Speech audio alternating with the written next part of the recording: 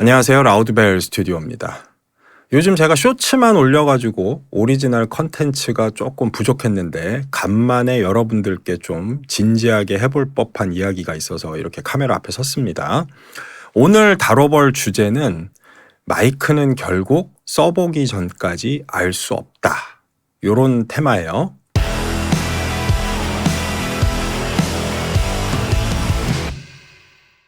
지금도 수많은 온라인 커뮤니티, 오픈 채팅방 이런 곳에서 흔하게 나오는 질문이 그래서 내가 어떤 마이크를 사면 좋을까입니다. 근데 그런 질문에 늘 제가 하는 답변이 하나 있습니다. 좋은 마이크란 건 어떤 절대적인 기준치가 있는 게 아니고 내가 사용하면서 내 공간에서 어떻게 얘가 반응하는가, 그리고 그렇게 해서 만들어진 결과물이 내 음악에 어떻게 녹아내리는가, 이걸 가장 중요하게 봐야 된다. 항상 저는 이렇게 이야기를 합니다. 그래서 오늘 영상은 그 이유에 대해서 한번 차근차근 살펴보도록 하겠습니다.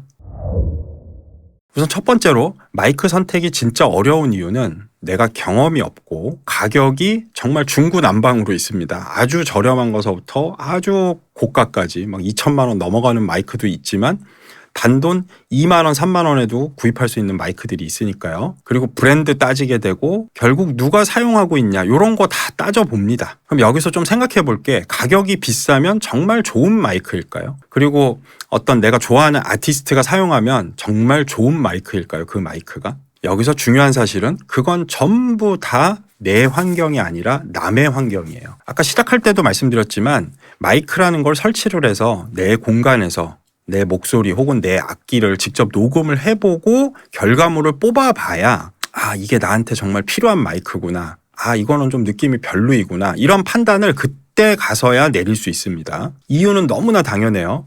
마이크라는 도구는 어느 공간에서 누구한테 사용하는가에 따라서 전혀 다른 결과를 주니까요. 그리고 평가하는 기준도 사람마다 다 다릅니다. 누구는 특정 마이크를 따뜻하다라고 이야기를 하고 실제로 자기가 사용하는 환경에서 그렇게 느껴져요. 근데 누구는 먹먹하다라고 표현하고 답답하다라고 이야기를 합니다. 그리고 실제로 그렇게 이야기하는 사람 환경에서 그 마이크를 써보면 또 그렇게 느껴지기도 해요. 자, 그러면 이런 부분들을 어떻게 설명할 수 있냐? 결국은 환경의 지배를 받는다라고 봐야 돼요, 마이크는. 그래서 늘 하는 이야기, 추천 리스트 보는 것도 뭐 참고할 수는 있는데 결국은 써봐야 된다라는 거죠. 제가 하나의 예를 들어보자면 금사양이라는 아티스트가 지난번 작업물도 그렇고 얼마 전에 출시한 신곡 작업물도 그렇고 다 제 스튜디오에서 녹음을 했는데, 지난번 녹음 결과물은 M149라는 노이만의 M149 마이크 갖고 녹음을 했어요. 잘 나왔어요. 엄청 마음에 들어했고 자기는 이 마이크가 너무 좋고 라이브 방송 때도 그냥 썼으면 좋겠다, 뭐 기타 등등 마이크에 대해서 정말 극찬을 아끼지 않았습니다. 근데 요번 신곡을 작업할 때는 당연히 처음에 제가 M149를 댔죠. 근데 음악하고 너무 안 붙는 거예요. 그래서 이상하다 싶어가지고 게펠 1030도 쓰고 414도 쓰고 나중에는 오디오 테크니카 4040도 대봤어요. 다 별로더라고요. 그래서 이상한데 하다가 혹시 하고 C80, 소니의 C80을 딱 댔는데 이게 맞네 음악하고. 그래서 결과적으로 소니 C80으로 녹음을 끝냈습니다. 아마 요 두 곡을 제가 지금 앨범 자켓 지금 화면에 보여드리고 있으니까 한번 비교해서 들어보시면 아주 재밌는 경험을 하실 수 있을 거예요. 자, 그 다음에 두 번째로 생각해 볼 거, 마이크 스펙을 이해한다는 거. 이건 뭐 하도 제가 많이 이야기를 해가지고 조금이라도 관심 갖고 공부하신 분들은 어지간히 다 알 거예요. 마이크로 신호가 들어가는 거를 우리는 결국 SPL로 표현을 하고 있고, 그 dB SPL이 높으면 당연히 강한 음량에도 마이크 진동판이 잘 버텨낸다.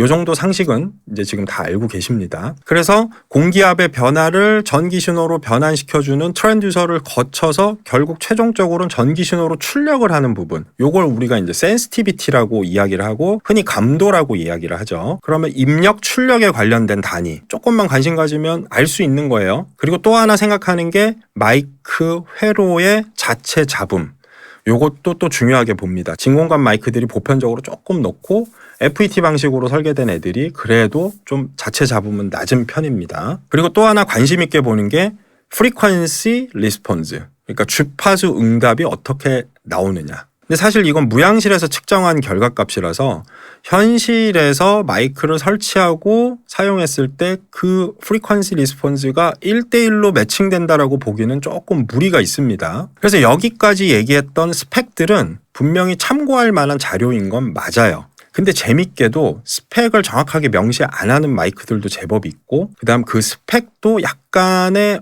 오류가 있는 경우들이 있습니다.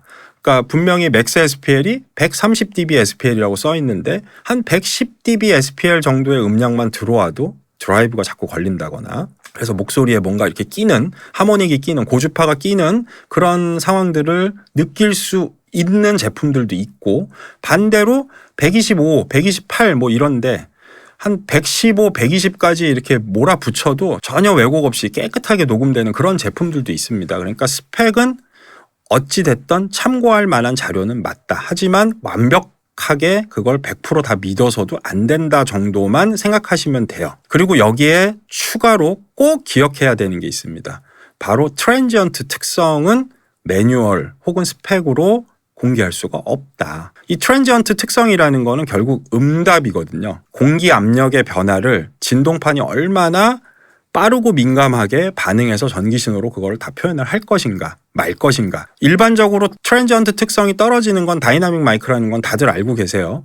근데 컨덴서 마이크들도 제품마다 진동판의 설계 구조에 따라 기타 등등 트랜지언트 특성이 다 다릅니다. 그리고 싱글 진동판, 듀얼 진동판 요거에 따라서 같은 브랜드의 같은 캡슐을 쓴 마이크라고 해도 느낌이 묘하게 다릅니다. 보통 싱글 진동판을 썼을 때 트랜지언트 특성이 조금 더 빠른 느낌이 있고요. 듀얼 진동판을 썼을 때는 약간 부드러워지는 경향도 있습니다. 그래서 뭐 보컬용 마이크를 쓸 때는 꼭 듀얼 진동판을 써야 된다. 아니면 뭐 타악기나 악기 소리 녹음할 때는 싱글 진동판이 좀 더 유리하다. 뭐 기타 등등 이런 이야기들이 거기서 나온 거예요. 결국 스펙은 우리 제조사가 만든 마이크는 여기까지 어느 정도 보장할 수 있습니다의 그냥 이야기예요. 그 부분은 기술적으로 제조사가 그냥 약속을 한 것뿐이지 내가 마이크를 사용하면서 받는 느낌이 스펙대로 나오고 있다라고 생각하시면 안 됩니다. 그리고 또 하나 생각할 문제는 마이크와 음원의 관계입니다. 우선 내가 목소리 녹음을 한다. 목소리도 아주 다양하죠. 오늘은 남자 가수, 오늘은 여자 가수. 어떤 날은 좀 어린 친구를 녹음할 수도 있고, 어떤 날은 나이 드신 분을 녹음할 수도 있고, 각자 다 다른 목소리를 가지고 있습니다. 그리고 녹음하는 과정에서 같은 마이크를 사용하더라도 어떤 사람은 저음이 되게 많게 들어오고, 어떤 사람은 고음이 되게 쨍하게 들어오고, 되게 다양한 느낌으로 녹음이 돼요. 근데 그 상황을 마이크 하나만의 어떤 차이라고 생각하시면 절대 안 됩니다. 내가 지금 마이크를 어디에 설치해 두고 녹음했냐에 따라서 같은 마이크도 다른 결과물을 만들어낼 수 있기 때문에 마이크라는 도구를 내가 작업하고 있는 환경에 해석자 정도로 보시는 게 좋습니다. 똑같은 작업 환경 안에서도 해석을 달리할 수 있는 존재로 그렇게 생각을 하셔야 된다는 거예요.